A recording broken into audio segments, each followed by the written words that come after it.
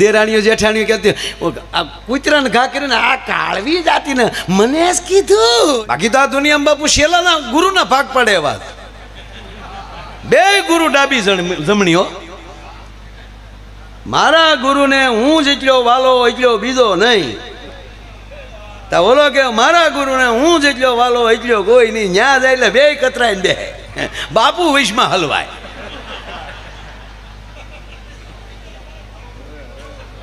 અને અમુક તો બાપુ પાછા શેલા હું કામ બને એ ખબર નથી.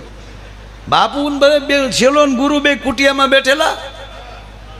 અરે બેટા વક્ત ક્યાં હુઆ है कि बापू आधी रात हो गई है. धाबड़ा ओढ़ीने हुई गया टाइटना. અને હિમાલય જેવી કુટિયા છે. બેટા દેખો જો એ બહાર બરફ પડતા હે. એ કે બાપુ બહારથી મીંદડી આવતી હે જોઈ લો ને. મીંદડી માથે હાથ ફેરવી લો. ટાઢી હોય તો બરફ પડતો હોય છે, કોરી છે તો નહીં પડતો હોય. जवाब शेलो जवाब आप.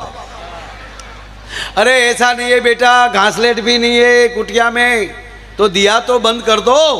अरे बापू माथे थाबड़ो ओढ़ी जाओ ने એટલે બંધ થઈ જાય જેવું જ લાગશે. गुरु क्या करी छेले भाई रे. अरे कोई बात नहीं, कुछ ना करे तो कुछ नहीं,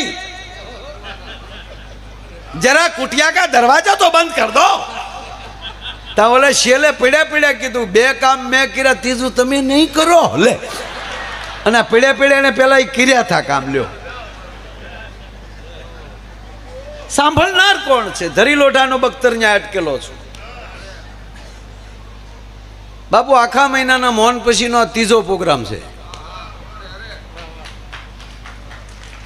એટલે અને એમાં અમારા ભાગ એવા છે કે આપના દર્શન ત્યાં.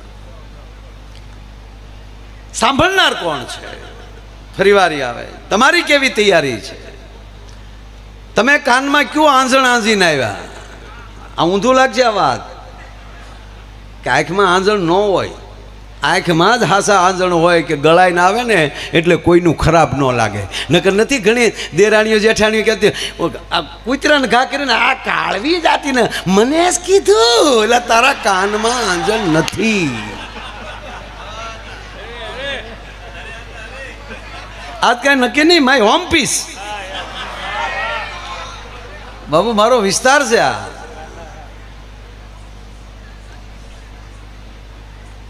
આમાં એવા વડીલો બેઠા છે પીટી. અમારે લક્ષ્મણભાઈ માસ્તર સાહેબ બેઠા. આ બધા મારી સઠિયું જાણે. આ કોઈ ઈ તો નથી હું બહાર પીડ્યા પછી હું બહાર આવ્યો. આમાં તો આમાં બહાર સ્ટેજ ઉપર બહાર પીડ્યા પેલા બહાર પડી ગયેલો. એટલે બધા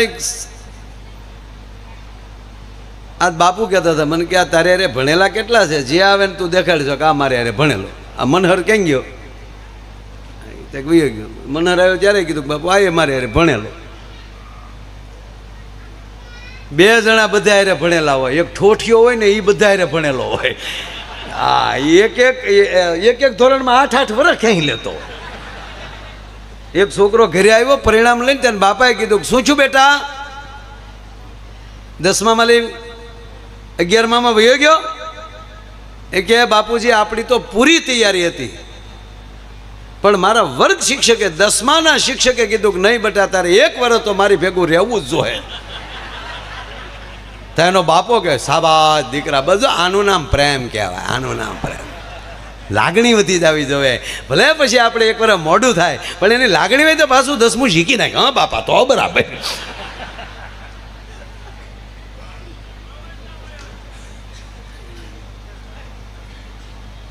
કાન કોના છે એ વાત ઉપર વિષય ઉપર હાલું છું. કારણ કે ગુરુ છે એ કાન પકડે છે. ગુરુની પહેલી ફૂંક છે એ કાનમાં હોય છે. અને નાદમાં જેટલી તાકાત હોય છે કે રગે રગમાં ભરી દે છે. કેવલ આંખ નથી જોતી, કાન પણ જોવે છે. તમે ઓરડામાં બેઠા છો ને કોકના પગલા પડે તો ખબર પડી જાય ફલાણા ભાઈ આવે છે. એ તો અર્થ એ થયો કાન જોવે પણ છે. કાનમાં ગંધ પણ છે. શું કામ? ફોનમાં કોઈક ખાવાના વખાણ કરતું હોય ત્યાં મોઢામાં મળે પાણી આવવા. એનો અર્થ એ થયો કાનમાં 5 ઇન્દ્રિયોની તાકાત છે. એવી જ રીતે આંખમાં પણ 5. આંખ પણ સાંભળે છે, આંખ પણ બોલે છે. કઈ વ્યક્તિને આગળ કેમ આંખ ગઈ એ જોનારને પણ ખબર પડી જાય ને ઈશારામાં એ માણસ ખરીદે સાબાશ મને આ જ વાત કરવામાં આવી છે. હવે એ વાતમાં નથી જવું, મારે કેવલ કાન પકડવા, કારણ કે અહીંયા બેઠા છે એ ગુરુઓ છે અને ગુરુ હંમેશા કાન આપણો પકડતો હોય છે ને એમાં જે મંત્ર નાખી દે છે.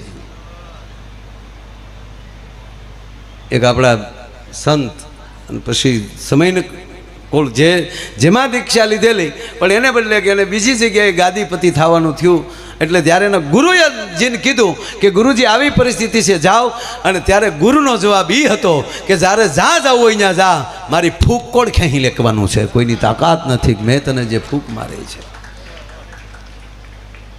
બાકી તો ગુરુ શેલાય ઘણા એવા હોય, ગુરુ શેલો બાજ્યા અને શેલે તમને કહો આમ જો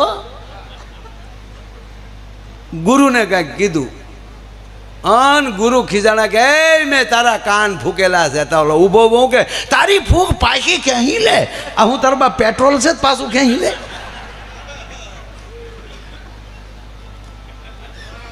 વરસાદ તો બધે સરખો વરસતો હોય છે, એ પણ જે ભીંજાયેલો છે એને કેવો આનંદ છે એના ઉપર આધાર છે.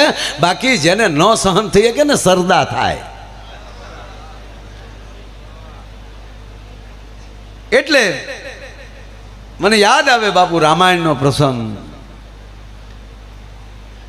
ભગવાન રામ માં જાનકીની ખોજ કરે છે, રામ અને લક્ષ્મણ, અને એમાં આવી વર્ષા ઋતુ આવે છે. અને વર્ષા ઋતુમાં તુલસીદાસજી એનું વર્ણન કરે છે. પ્રભુ રામ શું કહે છે? એ ઘાન ઘામાંડ ના બગર જત ગોરા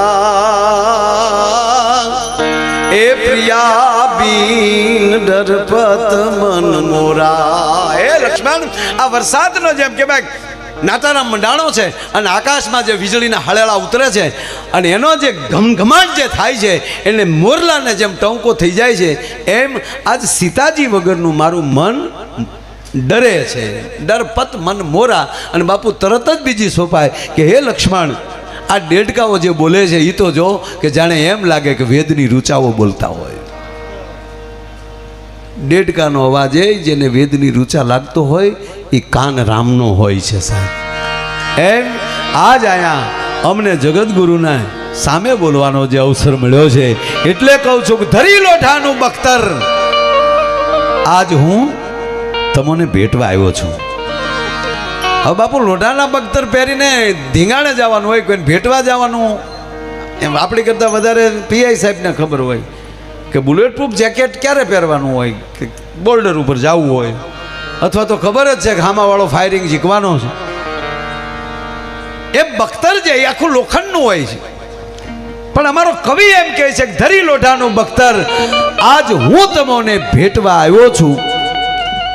હવે સાંભળજો, મેં સાંભળ્યું છે લોકો આપને પારસમણી કહે છે,